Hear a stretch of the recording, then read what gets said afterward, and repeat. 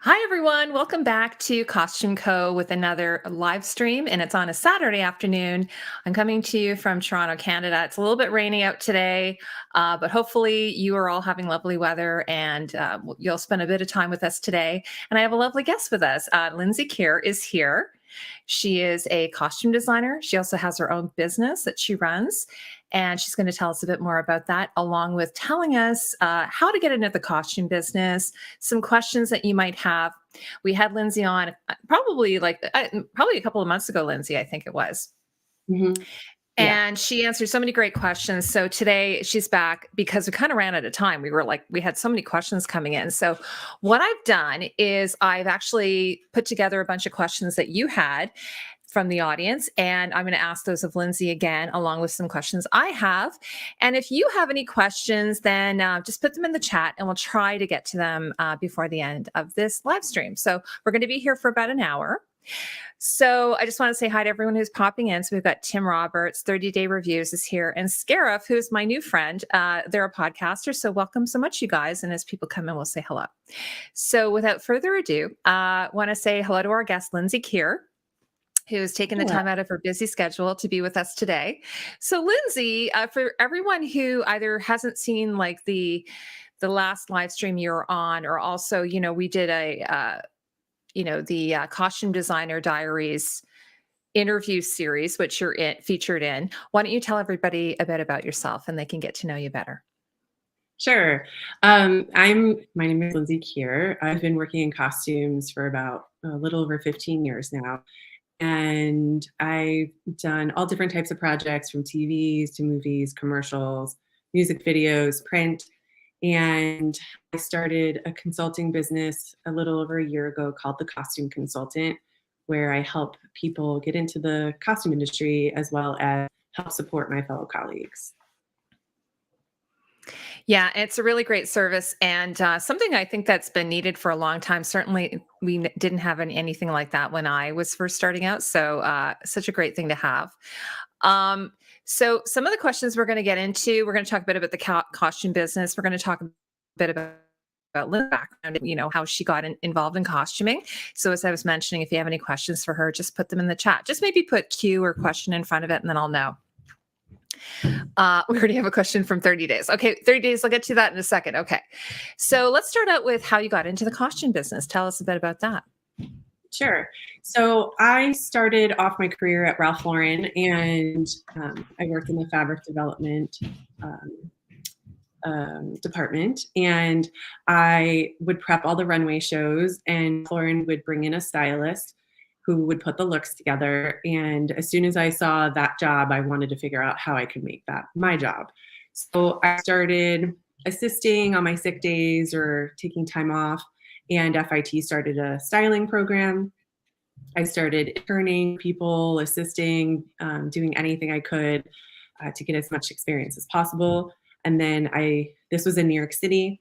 I eventually moved out to Los Angeles, and I Googled costume designers. Back then it was in 2007. So, social media was quite different. And I found somebody on MySpace that agreed to meet me for coffee. She didn't have a job available at the moment, but she knew somebody else that might be hiring a costume PA. So I went and I interviewed with them, and I got the job. And it's kind of come full circle because I got the job on that movie, and the writer's strike happened weeks later. But I was lucky enough to work through writer's strike. And I was really lucky because I literally had just moved to Los Angeles. But I worked through the writer's strike, and I'm not sure if any of you know, but we have a pending looming writer's strike that might be happening next week.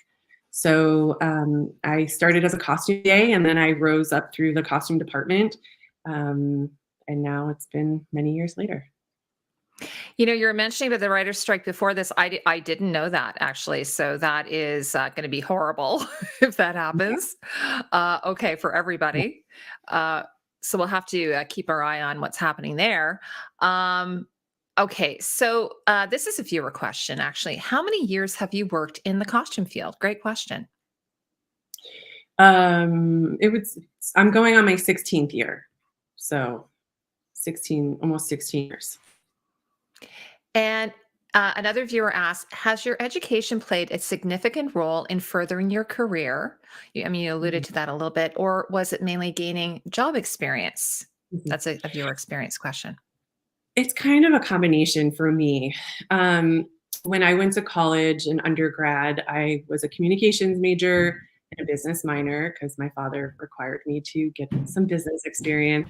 And to be honest, working in corporate fashion, it really laid a really great foundation for me, just as far as structure goes, how to get like stick to timelines, and work on projects. So that was a real foundation for me. And then once I started working the costume department, I learned almost everything on the job. Um, there's so much training that that's involved on the job, and every job is different. Every crew is different on every job. You work with all new people a lot of the times, and a lot of people do things differently. So it's constantly learning, constantly evolving, and you know technology has come into play over the last however many years, and how we do things and the processes have changed. So, going to school for costume design and costuming and stuff like that, I think it's a great foundation, but so much is learned on the job. I think I teased you. I probably did teased you in the last time you were here, saying that basically you worked at Ralph Lauren. So you're like Rachel from Friends. I think I Yeah, mentioned that last time. That's so funny. yeah, I thought that yeah, was pretty cool. yeah. And did I ask you, did you ever run into Ralph Lauren in the elevator like Rachel did? Yeah, yes, and I worked with him, like, on, all of the runway shows and stuff like that, and then during presentations, I would be there, yeah. Oh, okay. So he So wasn't like, who are you and do you work for me? no, no, no, That's so no. awesome. He didn't I'm super I don't think jealous that he you knew got to my work with name, but him. he knew I worked there, so. Yeah. And question, is it Ralph Lauren or is it Ralph Lauren? I used to always say Lauren. Yeah, people do it differently. Him himself is Ralph Lauren, but even people that worked in the company, they would say it both ways, so. Okay. Okay, great. Because He I really get in his name trouble. is Lipschitz, so that's his real name. What, sorry, what's that? His real name is Ralph Lipschitz. Oh That's not my even gosh. his real Okay. name. Okay. So that's a Yeah, stage name he has or yeah, brand name. That's so yeah, cool. Cool. yeah. Okay, we get some cool information from Lindsay today. Mm. So this question is going to sort of tie into what 30-day reviews has. His real name is Justin. He asks, what does a costume consultant do? So that's a great question, which ties into tell me a bit about your business, the costume Mhm. consultant. So, like you mentioned in the beginning, that there wasn't really any way into costuming when you first started out. And to be honest, almost 16 years later, there really still is no direct way into the industry. So, about a year ago, I started working on this consulting business that would help create a path for people all around the world, and especially since COVID and Zoom, I can meet with people everywhere. You don't have to live in Los Angeles or New York. Um, and we go over all different ways of network. We do a deep dive into the costume department. We go over all the different roles within the costume department because a lot of times people only think about costume designers. But really, I've been on shows where we've had a department of 50 people working in various roles. So we go over all different types of jobs that you could possibly have. We talk about union versus non-union, networking, how to find contacts and how to contact them and how to reach out to them in a professional way.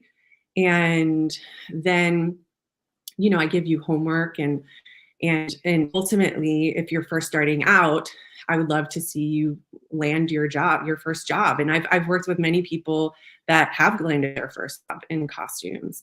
And then as well as supporting my colleagues, like a lot of people within our industry, there's not a lot of training except for on the job, but there's not a lot of support as far as learning how to negotiate your deal, which is your contract. We're contract employees, we're freelance. Every single job that we take, we have to negotiate our own contract every single time.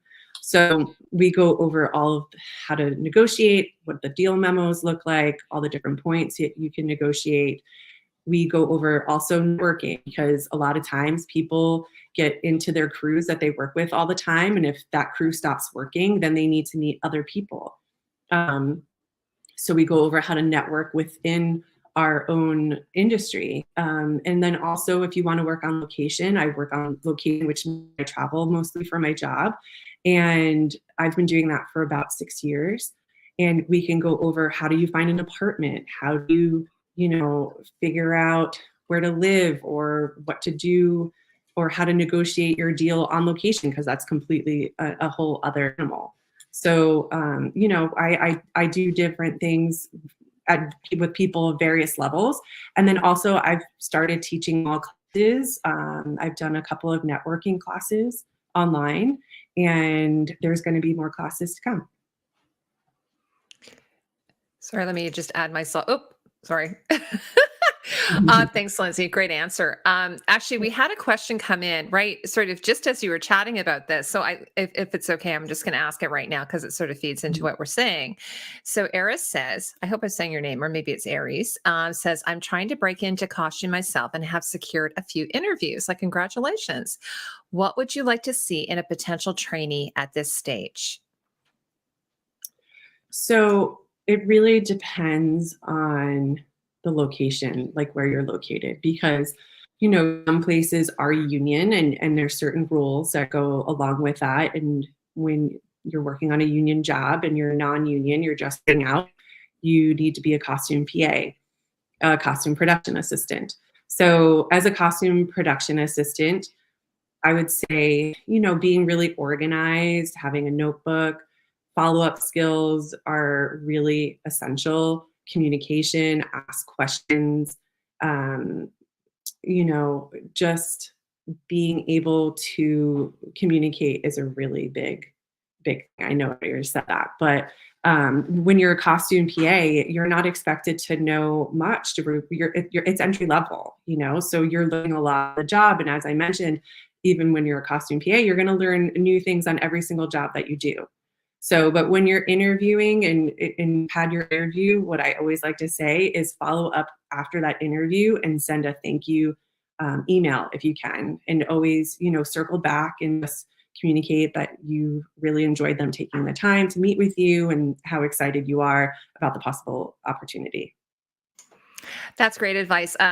Okay, so Aries said that I got her name right, and no, I'm not sure if it was Eris or Aries. So let me know.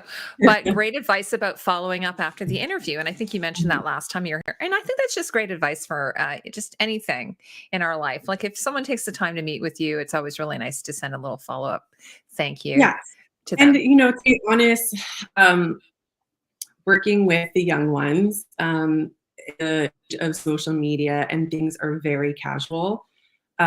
I have really I've been trying to drive this home with them about following up, because there is a certain level of professionalism that I think is dying a little bit. And I still think, my at my age, and maybe this will change when the younger ones are in charge, but I still think having a level of professionalism goes a long way, and it makes you stand out from other people. Absolutely. Okay, so this actually feeds into like we're talking about what kind of skills you need. So, great question. I kind of took two questions that I had last time from the viewers and combined them. So, is it hard to break into costuming without formal sewing, fashion Mhm. training, or drawing skills? Like, I think there Mhm. is maybe, people have this conception or preconception that you have to have those skills in order Yeah. to be in the business. What are your thoughts on that? Like I said, I think having them is a great foundation. And I think once you get beyond being a trainee or a costume PA, I think those will come into play, especially decide what role that you want to eventually go into. But everything I mean, most of the job, as long as like you're not a cutter fitter, you can learn a lot of things on the job. So, having experience or knowledge of like costume design history, or period experience, all of those are a plus. But also, we do a lot of research on the job as well. So, and also every job is different. Even though it might be a movie that's in like the 1880s, say, like there might be a modern twist, or they might be shooting it not period correct. So, a lot of things, it just depends on the project. But no, I don't think that you need formal training. it's always helpful, but also you can continue your training as you go on in your career. You can take classes, you can take sewing classes. You can also get advice from your fellow colleagues of like what they do and where they've learned, how they've learned their skill set. So they might have a better inside, track to that.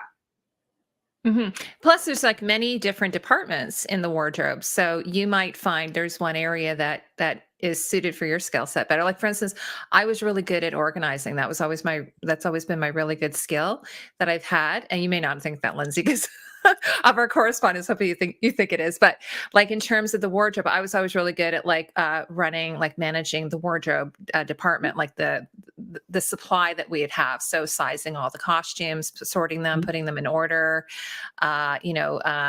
labeling, that kind of thing. That was always sort of my area. And so a lot of times the designers or the heads of the department go, here, how do you sort of take care of sorting this whole thing? And Yeah, and that's I what I would think that do. is like a wonderful skill set. I do Mhm. not have that skill set. Yeah. So, I think that people like you are very needed in the department, and my skills are better used elsewhere. So, Exactly. like, Yeah. And yeah. also it's like, depending, some people are going to be work better independently. Some people are going to work better as a team. So I was always a really good independent worker. Like you could leave me for 8 hours and I would just kind of take my break when I needed to. And I would just keep working kind of thing. So that's that. I always enjoyed that. So that's oftentimes where they put me and I loved it. So I think even if Yeah. you don't have any sewing background or, drawing skills, there's always going to be a place if you love costumes. At least that's from my experience. Yeah, and like I mentioned, communication, and I think being a team player, and so many having a great attitude, being reliable, showing up on time. I know these seem like basic skills, but I think if you have all of these, you would be a great asset to any team. So, Thanks, Lindsay. Great answers as always. So, the next question is again from a viewer. If you know someone in the industry, how do you reach out to them about possible jobs without feeling like a nuisance? That's like a really great question. And I know you met someone for coffee. So, what's your advice for that person asking that question? yeah. So, I go over a lot of things in my networking class. So just kind of like a brief description of this is I think email is the most professional way to reach out to people. I think social media is a great tool, but I don't think that you should rely on that to reach out to somebody in a professional way. Emailing and following up, mentioning, if they had worked on something recently, I always say to mention what that project was, and that they enjoyed their work, just so they, stand out a little bit more. And that, a lot of times big costume designers, they get a lot of email and a lot of outreach to them. So just to be able to stand out a little bit more from other people. And then I always say just follow up, whether it's 1 month, every other month, every 3 months, just kind of like make a schedule for yourself. And I always believe that following up shows initiative and that you're really interested. And also, I think that I mentioned on the last time, whoever has reached out to me last is usually the first person that I think about to hire or to recommend. So even though, I have a whole arsenal of people that I really enjoy working with, if somebody says like, hey, I need a shopper, well, the last person that contacted me that happened to be a shopper and says, hey, I'm available if you hear of anything, I'm going to recommend them first. So if somebody reaches out to me and says, hey, I'm looking for a copy PA job, I'm really interested, I'm really ready, like as soon as you hear of anything, then if somebody else says, we have a costume, we're looking for a costume PA, then I'm going to connect them. Yeah, it's another great job. A non-sewing, design job is shopping. It's a huge job in theater Yes. and film. Yeah, I mean, and that's actually like what I did most of my career. I shopped and I love shopping. I love spending other people's money. Um, so I saved myself from going into debt myself by spending other people's money. yeah, absolutely. It's more fun. Um, Yes. okay. We were talking about this is another viewer question, sort of, and you touched on this a little bit. So, besides your attention to detail type of personality, like if you have that attention to detail, what other traits do you possess that helped you become a success? Yes. So communication being a team player, having a great attitude, being resourceful is really big one. If you don't know the answer to something, say, you know what, I don't know, but let me get back to you. And then, I used to call everybody that I knew when I first started out. If I didn't know the answer to something and I was on a job, I would call my friends and like my other colleagues that wasn't on that job. And I was, okay, this is the situation I'm in. Like, how do I figure this out? So I didn't necessarily look like that. I thought I would look inexperienced and kind of my coworkers that I was currently working on. I really relied on my friends for support and answers. So just being resourceful like that, or asking questions elsewhere. I used to use the production office a lot for answers. Like if the costume designer was like, hey, I can you run out to the store and get me like this certain type of thread or blah, blah, blah. Like I would ask if I'm not from around here and I'm working on location, I would call the production office and say, hey, do you guys know where I can find this? And then obviously this is before the internet, but even with the internet, it can be overwhelming, right? And people can have recommendations, or they just might be able to streamline it a little bit more. So not being afraid to ask questions, having a great attitude, having a learning attitude and approach to things. What I have also experienced is that people tend to like know it all or act as if they know it all. And when you know it all, then you're not learning, right? So you just being open to learning something new, being open to listening to people that have more experience than you do, because you might learn something else. You might learn a different way to do things. And being open is just a really great way to be a team player and to set a tone with your fellow colleagues, because we spend so much time together that you want to enjoy the people that you're around. So hopefully that answers some of the... Yeah, no, I think that's great. I was going to say also, like, you kind of use the phone a friend. Yes, Like, who wants to be a millionaire? Oh, I got to use the phone a friend. Yes, Yeah, I panic. And I would like step outside the office and call a friend, scary. like, I don't know what this means. Can you please like tell me, like, do you know what this means? Like, so, No, just that's not being good. Like, afraid. you're relying on your support system. I think that's awesome. Yeah. Yeah. And I've paid it forward too many times. So, Oh, that's great. yeah, So you're on people's phone a friend list now. definitely. I'm Definitely. gonna call Sometimes they don't Lindsey. want to hear, sometimes they don't want to hear the answer, but Oh, they okay. know Okay, that sure. to them is great. So, Okay. Again, you touched on this just briefly, but what's the difference between a union and a non-union set for those who don't know? sure. So again, I do go over this in one of my programs. So a description is, union is something that it's an organization that will come, they create some standard. So where it's safety, scale rate. So say like the minimum the producers can pay you. They set really like they create an environment that is kind of uniform across the board. So, so if we're a union, we have to take a certain amount of safety classes. So then we know that we're going to be on a set with other union members that have taken similar safety classes. They create turnaround times, which is if you worked X amount of hours in a day and you have to be back the next morning, you have to, by law, by the union standards, have a certain amount of time off, but the time you leave set until you return to set. And that is for safety reasons, for driving home, being tired. So the union creates a certain set of standards and rules that the studios have to abide by. Non-union does not have any, they don't have anything. So there's no safety measures. There's the rates can be all over the place. There's no, most of the time, there's no overtime pay. There's no turnaround time. And there's a lot of non-union work out there.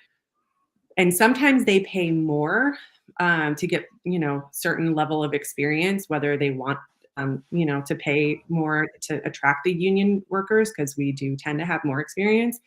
But then you're also not going to get benefits in your pension. You're not going to get hours towards your healthcare, where in the States, that's what we have to deal with.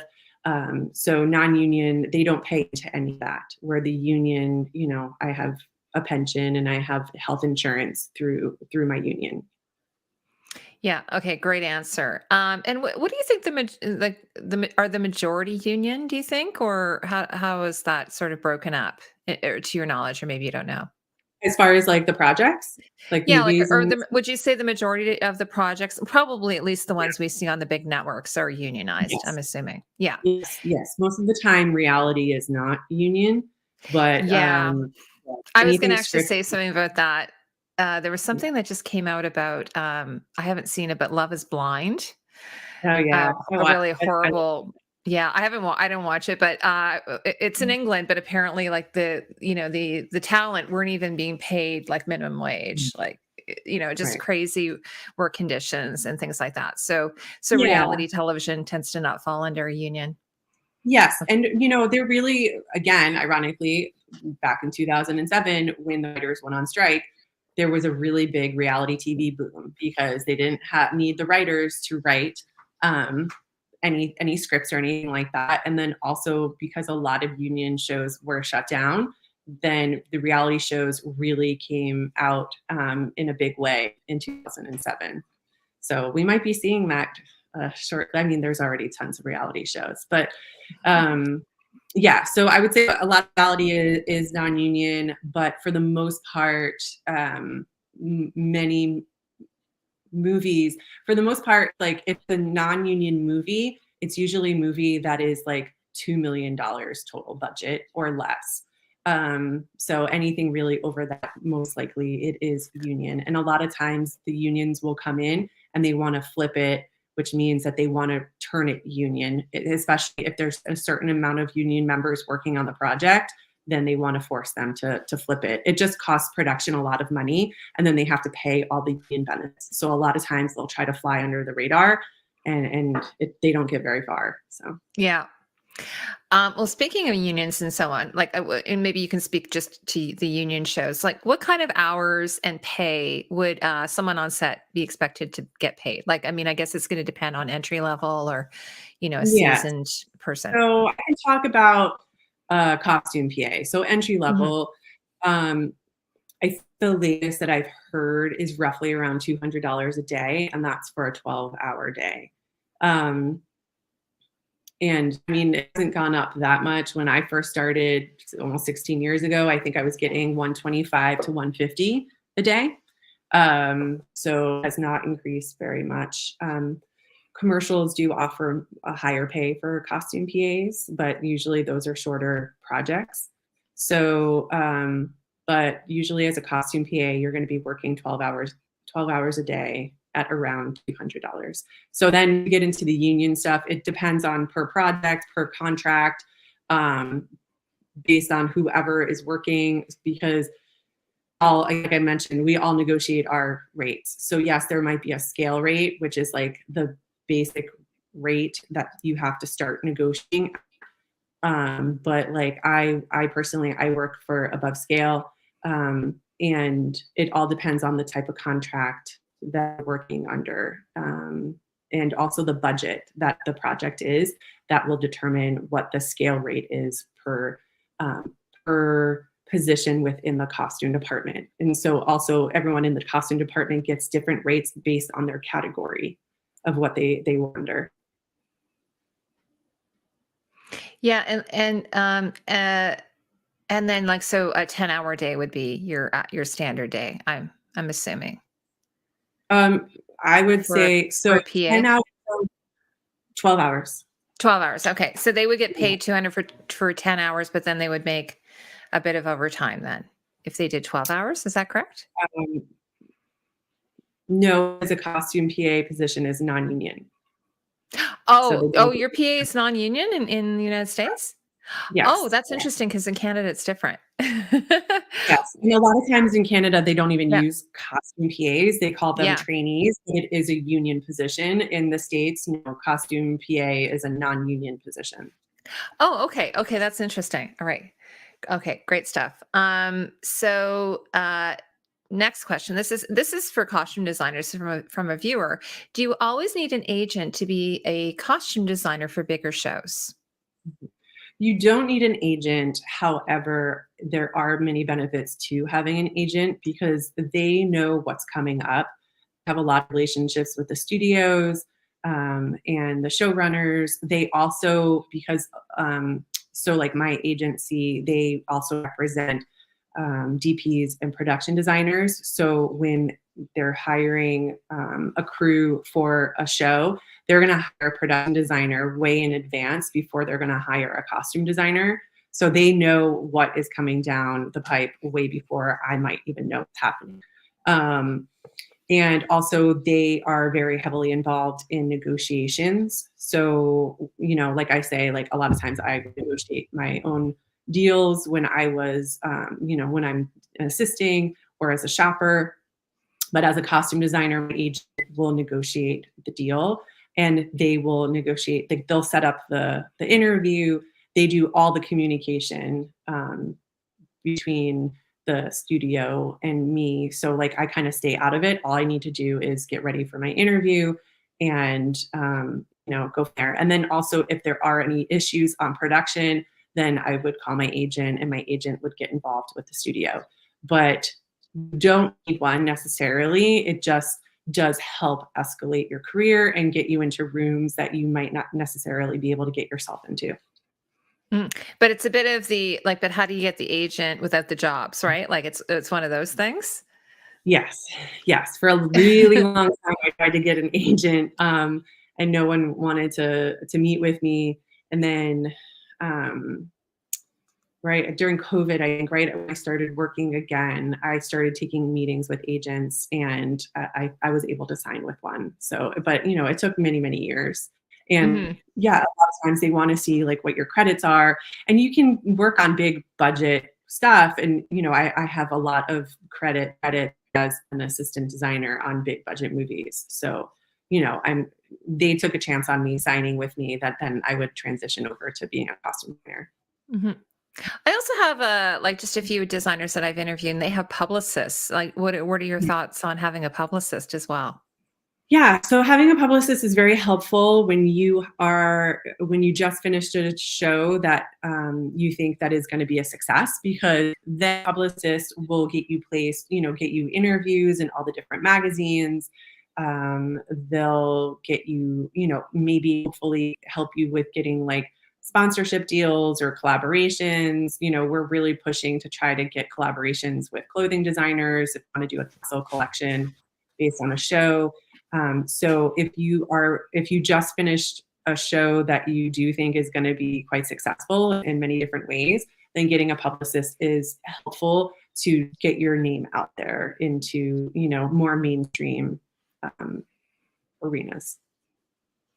I had this question from a viewer last time as well. So, is the costume designer, so I think is costume design, sorry, a female dominant landscape? And what is the percentage of males in the field? So Because I probably from yeah, what people have seen. yeah, it definitely is a female dominated landscape. I don't know the percentage per se of men, but there are plenty of men designers out there. You know, in the 16 years I've been working, I've worked with a few men, but just day playing, not like full shows. So, you know, that probably says something. But, you know, it all depends on like who you're working with or where you're working or what type of project. Some directors like, you know, certain designers that they work with, but I say it's definitely female dominated. Yeah, and I don't know if it's historically always been that way because it looked like looking back, like in the 30s and 40s, you would see a lot of male costume designers. But Yeah. I think just in general, costuming itself tends to be more female dominated, and I'm not sure why. Maybe just from like traditional roles or have you. Hopefully, that's changing though. Yeah, yeah, because you know, like back in the 30s and 40s, like you would see a lot of times, like men would design men's costumes, and women would do the female costumes. And a lot of times, those costume designers were actually like tailors themselves. So, but you know, things have changed drastically, and I'm not quite sure, yeah, why it is female dominated. But I would say that are female. And we have a lot of minorities and also a very big LGBTQ community. That's amazing. Yeah. Okay, so great question here. What is the difference between an assistant costume designer and an associate costume designer? And sometimes we even have assistant to the costume designer. Like there's all these different sort of. Can you describe this? Because I know you've done pretty much all those roles. Sure. I would say assistant to the costume designer is what it sounds like, where they are their like personal assistant. So they do mostly like tasks and stuff. So like a lot of times, if the designer needs somebody like that, it would be a costume PA in the States that would be assigned to the designer, and they would do all of their errands that they might need that are not necessarily costume related. Assistant costume designer is somebody that is a costume designer, but they are an assistant, so they're still coming up, or they assist the costume designer with anything creative that they might need help with in the department. They also can represent the costume designer when the costume designer is not available. So for example, if the costume designer is in fittings and they can't go to set to establish any new costumes, or the actors might need to talk to somebody from the creative team about anything in regards to their costumes, then the assistant costume designer can be a representative for the costume designer. Associate costume designer is basically the same position, but it is somebody that is trying to transition over to costume designing. So they might have a lot of assistant credits, like myself, and they don't want to necessarily assist anymore. They're trying to move up, but they, take a project for whatever reason. So it's still the role of an assistant costume designer, but it's a kind of like an in-between credit, where it's in between assistant and costume designer, if that makes sense. It is kind of a made up role. I do want to say that the union doesn't recognize this position. But as far as your resume goes, it might be a little bit more attractive to producers and directors when you're trying to get your own job. hmm So when you're an associate, are you kind of shadowing the designer? Like, are you sort of like working alongside them as opposed to maybe independently, like you would as an assistant, or No, is it all sort of the same? you still basically are the assistant designer. You just have a Okay. little bit of a better credit. Yeah. Ah, I see. Okay. Yeah, and I know like on Game of Thrones, for instance, which I always refer to because I know it really well. Michelle Clapton had three assistants, and because I guess they had so many locations, so like you have to have someone Yeah. everywhere, right? Like they can, you can't be everywhere. Exactly. So, yeah. So basically, associate is the same as assistant. It's just somebody, and then you do have to negotiate that beforehand with the designer, and the designer has to get it approved from the producers. That if the person is really pushing for associate credit, it's not something that's like given freely.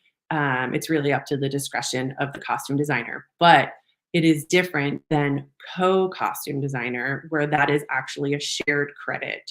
So sometimes there's two costume designers, like Kurt and Bart design a lot of things together.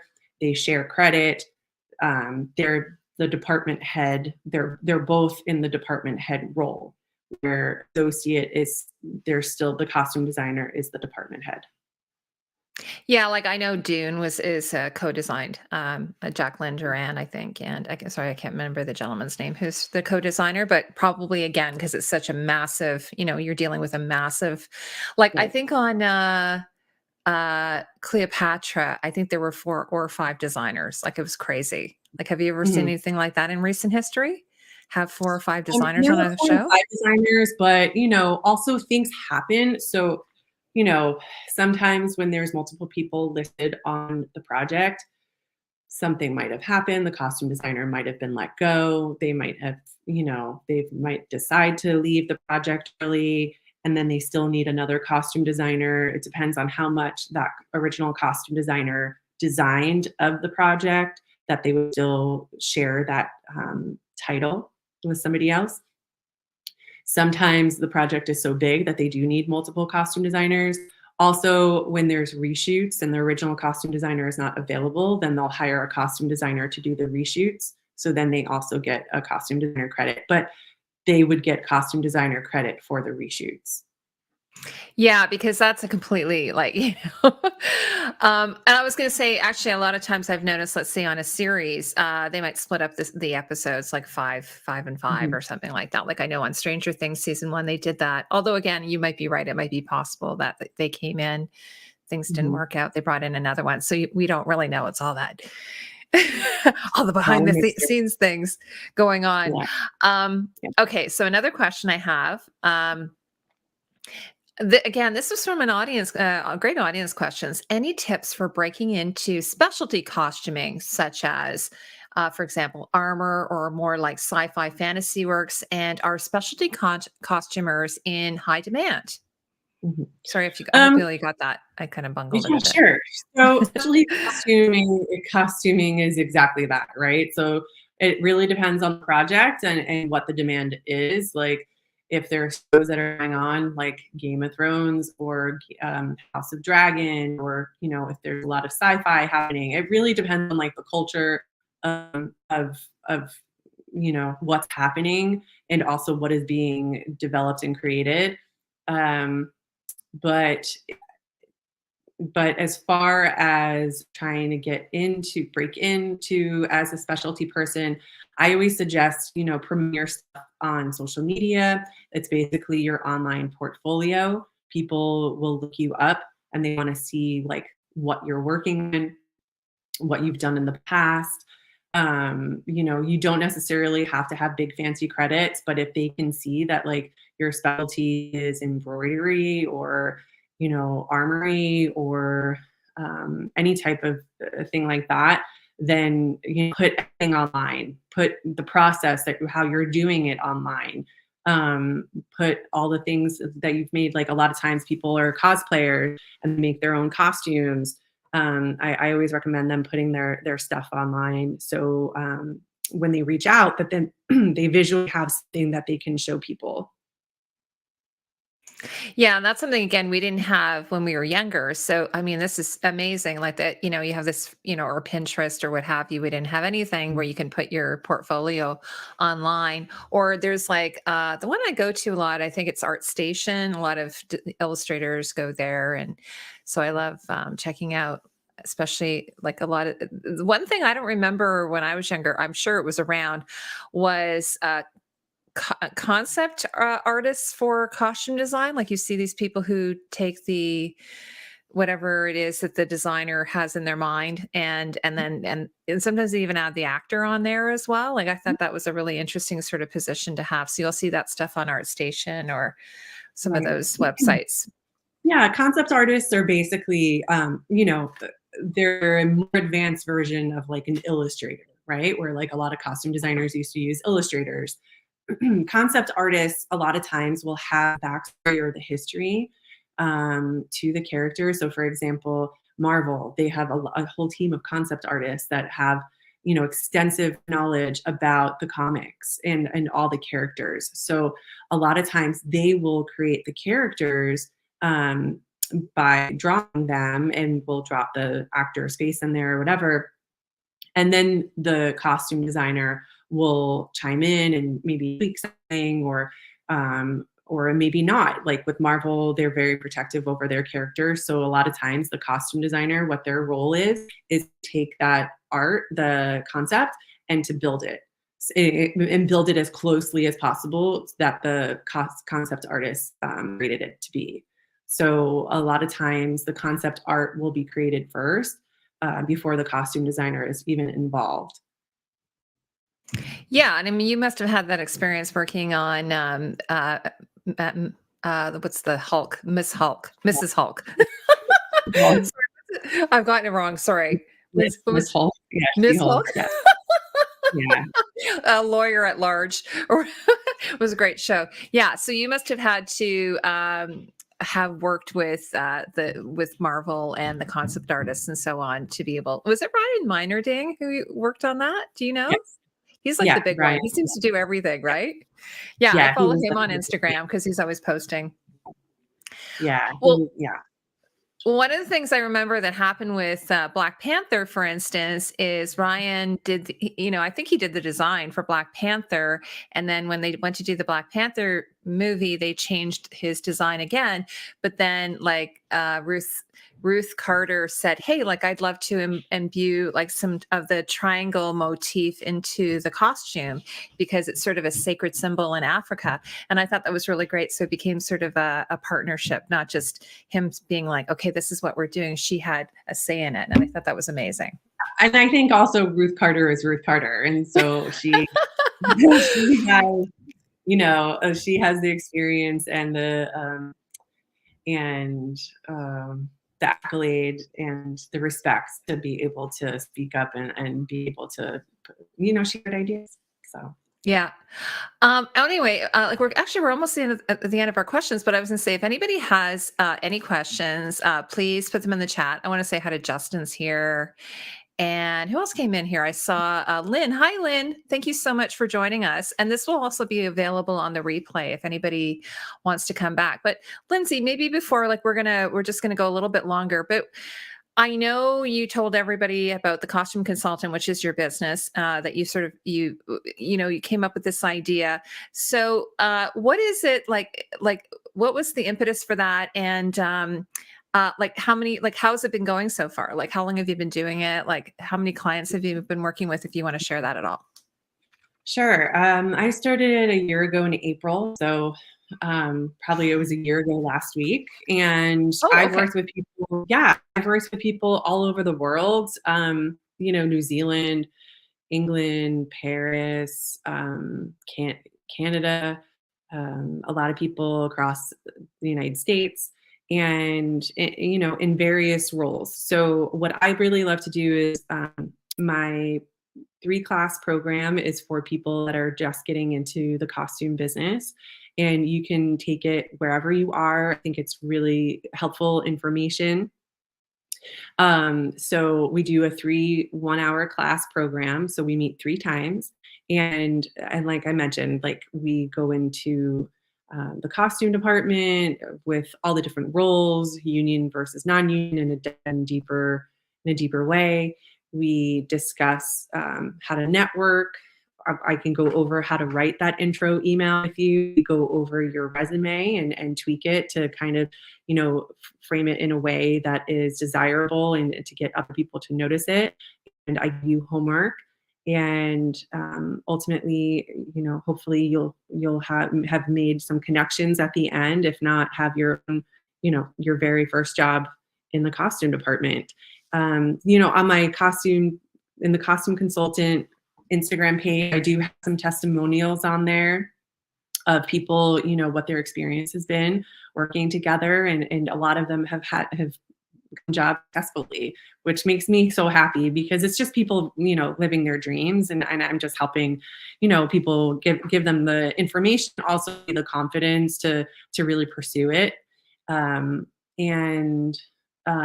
then also, if you work in the industry already and you just need some support in your career, I can help you with that as well. Well, I've got it. Actually, I forgot 30 Days had asked this question at the very beginning, so I should ask you. What is your favorite costume that you've worked on or put together? So hard to. That's a really hard one, isn't it? Yeah, because there's been so many over the years. Like She-Hulk, there were so many superheroes, and Anne Foley. You're probably going to call it Mrs. Hulk. Yeah, Ms. Hulk, She-Hulk, yes. The Anne Foley was the costume designer, but I think we had like 4 or 5 superheroes on that. So there were a lot of like different elements to that. I did Godzilla versus King Kong, which we had some fun costumes in there.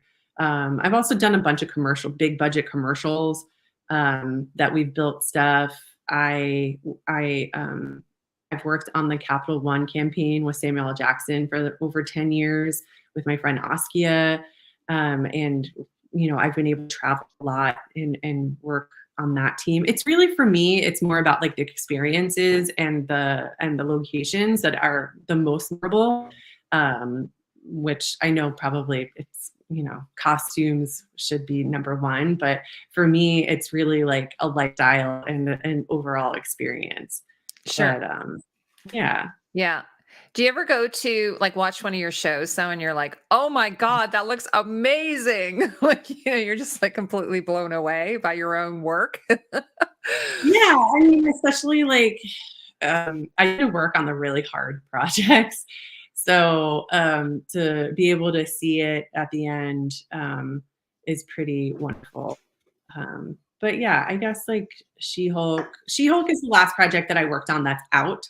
I did just finish a movie around Christmas called The Bike Riders with Austin Butler, Jodie Comer, Tom Hardy, and it's 1960s motorcycle riders. And so I'm really excited for that to come out. I think hopefully it'll come out in the fall, but that was a lot of hard work, a lot of aging and dying and distressing and motorcycle riders, they tend to have like a lot of flair on their vests. Like that's very personalized to who they are. So there was a lot of things that we got to make.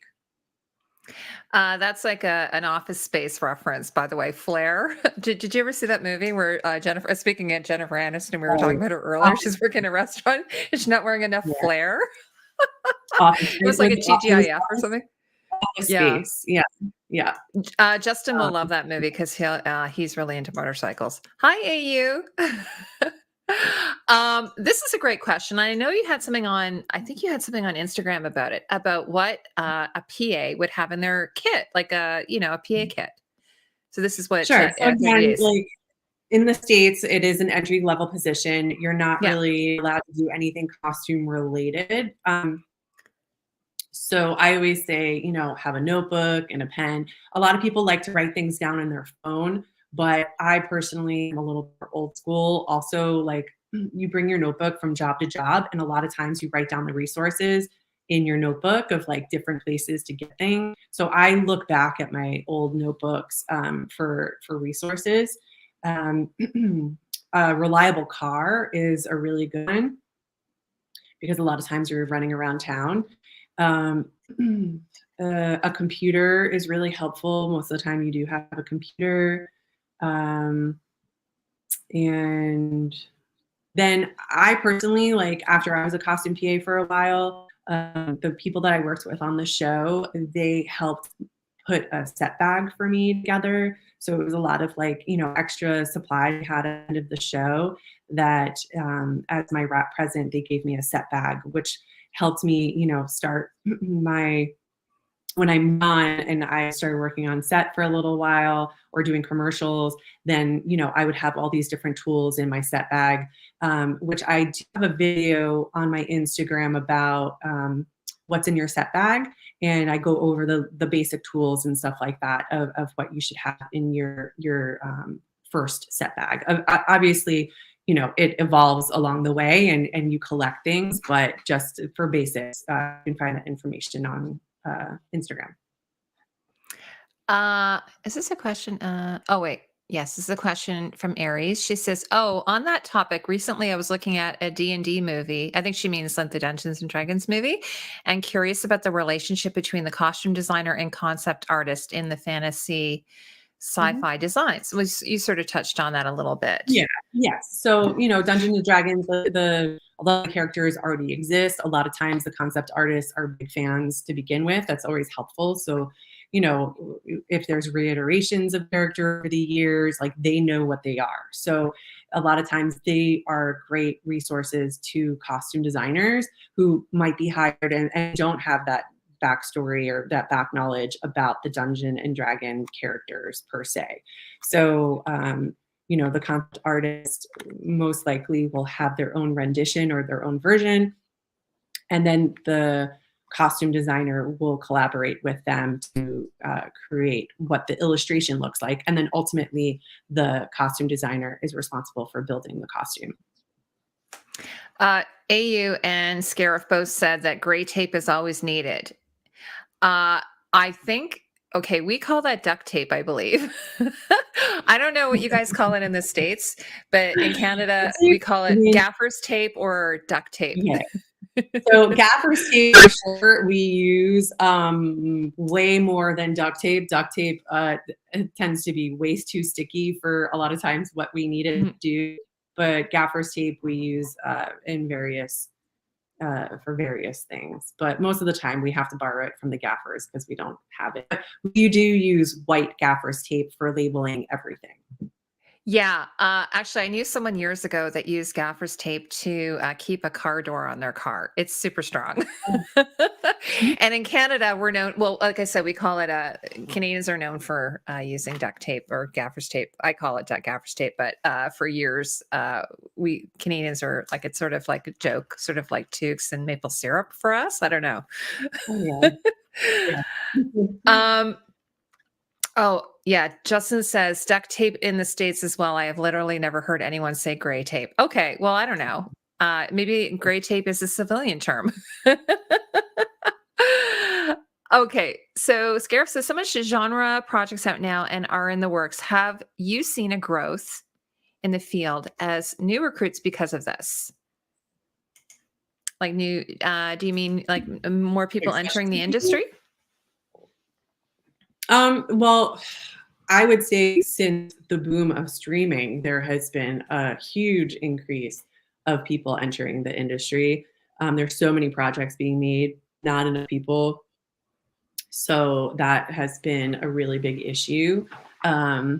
We're always looking for more people. I know since the new year started, I know even though we're almost in May, everyone kind of knew that this strike was going to be most likely happening. So between that and also the studios losing, Netflix lost a lot of money. They did all these layoffs because, Netflix has been really experimental. They've tried all different things and so they have scaled back immensely since the new year on how many productions that they were putting out there. So currently, a lot of people are actually out of work.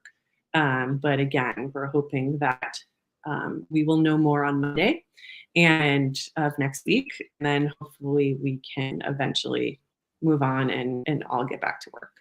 But I wouldn't say that it's tied to any type of like genre or the material that's being made out there. Is definitely streaming. Yeah, Scarif says as a TV guy, I'll add the gaffer's tape and duct tape are two different things. That's like my husband used to get, my husband's a video guy. I'm pretty sure I told you, Lindsay. And he would get really mad if people are saying, what are you filming today? And he's like, we're not filming. We're not filming, we're shooting. He'd get really angry about that. But I'm sure, Scarif, you feel that same way. Yeah. Well, I told somebody today, like, I was like, they couldn't hear me. And I was like, take a picture. And it's like, well, you don't do that anymore. It's like, well, it's funny though, because some of these old terms still are around. Like, for instance, we still have in Canada, I'm sure you in the States, you have this too, we still have record stores. And, they do still sell some records, but most of it is, it's DVD or digital media or what have you. But, some of these terms are sort of still around. So yeah, it's really interesting. Like, take a picture. And I also want to say the movie that I did, The Bike Riders, we shot it all on film. So it's not completely dead. It's true, but it will still get converted to digital media because, like, every year my husband, like, he does the film festival, and everything. He says everything's digital. Like it used to be like you'd have some film, some digital, but he's like everything's digital now. So even if it's shot on film, it will eventually end digital, I guess. But I guess the look of it possibly is different. You would know better than me. Yes, it has a different kind of look to it when it's shot. So Lindsay, like you were telling me a little bit off camera what's going on with you, but do you want to tell everybody, like, I know you mentioned you have this one film coming out, which is a no-star cast. It sounds like there's only like, what'd you say was it? It's like people nobody's ever heard of, like Jodie Cormier and Austin Butler. I don't think anybody knows that guy. Do you want to tell us a little bit about that movie coming up? Sure. It's based on a book from the 60s. Danny Lyon was a photographer. He's a civil rights photographer. And there was a biker gang in Chicago, that outlaws, that allowed him to follow them around for a period of time and document them. And so he created this photo book about them. And it's quite popular amongst the motorcycle culture. And then Jeff Nichols, who directed and wrote Gimme Shelter, oh gosh, so many other things. Midnight Special. Oh, I saw that movie. It's a great movie. Yeah, Loving. He wrote this movie and directed it. And then Aaron Bennick is the costume designer. I was the associate costume designer. We shot it in Chicago, or no, we shot it in Ohio, even though it was supposed to be based in Chicago. And but yeah, we prepped it in LA. I got to go to London for the fittings, and then we shot it in Ohio, in Cincinnati. And hopefully it'll come out in the fall. And my friend Christina Hrybar was the assistant costume designer, and we just had a really great team. And we had a great time making it. So, and I knew nothing about motorcycles whatsoever, and I got to ride motorcycle on the back of motorcycles, and it's definitely a whole subculture. Oh, People yeah. are really passionate about. So hopefully we did it justice. Yeah, years Yeah. ago, Lindsay, this is when I was just first starting out. I did a Harley Davidson show, like a Harley Davidson fashion show. And I had to coordinate the fashion show and everything. So it was really cool because like they had all the biker fashions, like they have their own line of clothing. And I mean, some of the stuff's really nice, but it was sort of like a very, very different experience for me, someone who knows nothing about bike culture. But so that must have been a really incredible Yeah. experience to sort of immerse yourself in. Yeah, yes. And so hopefully, once the movie comes out, we can talk more about it. But For yeah, I sure. think We'll it's have to gonna have be you back on to great. do that. And Yeah. Austin Butler, he possibly might have a future with the jury's still out about that. I don't know about that guy. No, honestly, like when you met him, like when you worked with him, where you're like, oh my gosh, like this guy's going to be such a superstar. Well, I'd seen Elvis, and he was kind of like on like the up, like incline, because when I first started the movie, I would talk about, Butler, and no one knew who he was, and then I'd be like, the guy that was just in Elvis, and they're like, okay. Now the trailer just dropped for Dune 2. Yeah. He's in that, and He's playing the Sting character. Like, I mean, that's like, that's crazy. Yeah. So And excited about that. he had just come off of that when he came into, over to us for his fittings, and he was so pumped about, him being able to, all the training he had to do for that role and stuff like that. But he's just such a lovely person. And I think he's just been in the industry for so long. People just don't really know about like everything he's worked on. And people that have been in the industry for so long and they've really worked hard to get to where they are. He's just such a lovely person. So I wish, nothing but the best for him. Mm-hmm. Well, Yes. that's And really he's exciting. very easy on the eyes too. He's easy on the eyes, yes. For sure. That as well. No, but the whole cast is incredible. So hopefully you'll come back and we can talk about that. But any last things you want to say before we wrap up? Like, I was just going to let everyone know we have a few more episodes of the Costume Designer Diaries coming out, and Lindsay's in that.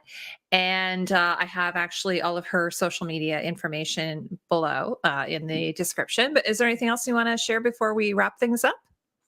Feel free to reach out. You can reach out to me through the costume consultant. If you want to learn more about it, please sign up for a discovery call. It's free, 10 minutes that we can meet each other and talk about like what your goals are and what you want to do or what you want to learn, how we can work together. And also I'm going to be hosting some more classes and panels. But if there's anything that you want to learn about specifically, like feel free to reach out. I'm always open to ideas. I do quizzes every Wednesday on my Instagram account, which is a lot of fun. And if you're on the fence about wanting to know more, and if you're afraid or insecure or whatever, like don't be. Please just reach out and sign up, and we can go from there. Great. And actually, and Lindsay and I have also talked about maybe in the fall we can do this. I know we've talked about doing this as perhaps a panel of some, people working in a couple of different areas in film, just so you can kind of maybe have a good understanding of the different roles that you can have. It doesn't have to just be, sewing, or drawing or something Right. like that? On my Instagram account, I've been doing posts and like the job responsibilities of all the different roles within the department. Like today, I posted the role of costume designer because I'd realized that I hadn't done that before, even though I've done, assistant designer, shopper, set costumer. So I give a lot of like educational info out for free on the Instagram account. But there's all different roles within the costume department that I love telling people about because there's room for everybody. So Yeah, and it's a really exciting time, I think, for the entertainment industry, like with streaming and all these new networks. Like it's funny, we got a membership for Apple Plus, and then it was just a trial, and then at the end I was like, oh, let's just keep it. It's not that expensive, and we're watching so many shows on there right now, so it's just so different than when I was growing up, and I'm sure when you were growing up, like the experience that people have yeah. is absorbing entertainment unlike it was before. So such a wonderful experience, for people if they want to get into this industry, and have such a great service. And I didn't realize it's only a year. Like you've done so much already, like in less than a year. So that's And pretty incredible. the feedback that I get is like, I've been looking for this, this is what I've Yeah. been looking for. I keep Googling costume jobs and I'm like, I was Googling costume jobs 16 years ago, Mhm. and so it's just trying to make my business accessible to people out there, because when people finally find me, and a lot of times they found me through you, Heidi, and when they finally find it, they're so excited that this exists and that they can't believe it does exist. So I'm just trying to, I've been doing outreach to colleges and different programs, trying to get like guest speaker roles or get on panels or whatnot, because I'm just trying to share the information that it is accessible and that I'm here to help people. Well, that's great. Well, I want to thank you so much for coming on, taking the time as always to come on here because I know you're busy. And it's always fun for me too, because I always learn something new, which is really cool about doing my job. So, anyway, guys, I want to thank you so much for joining us today and having Lindsay and being welcoming of her as always. The one thing I always say is I have a really nice audience. They're such lovely people. Um, we have another Costume Designer Diaries episode coming out this weekend, I believe, which I'll share with you, Lindsay.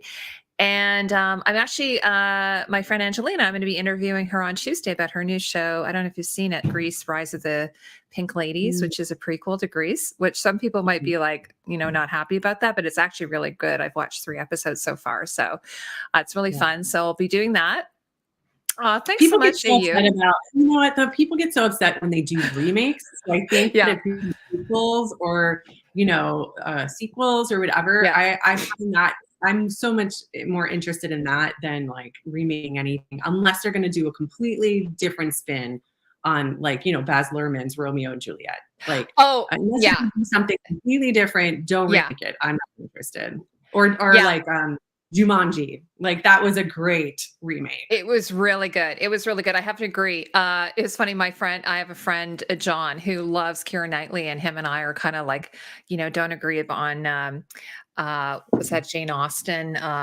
One of the famous Jane Austens, like with Keira Knightley. And then I like the original one with, I can't remember the actors' names, but we got into a big fight about it. But I was just like, I know the original was so good, but he's of a different generation than me. And it's a classic. So it's hard with the classics or like with Shakespeare or something. Right. So, but yeah. Well, if you have like the original, like Girl in the Spider's Web, like the original, I think was Yes. like Swedish, and It's then so they good. remade it.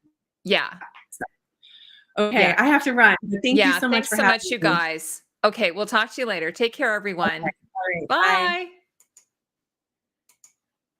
Bye.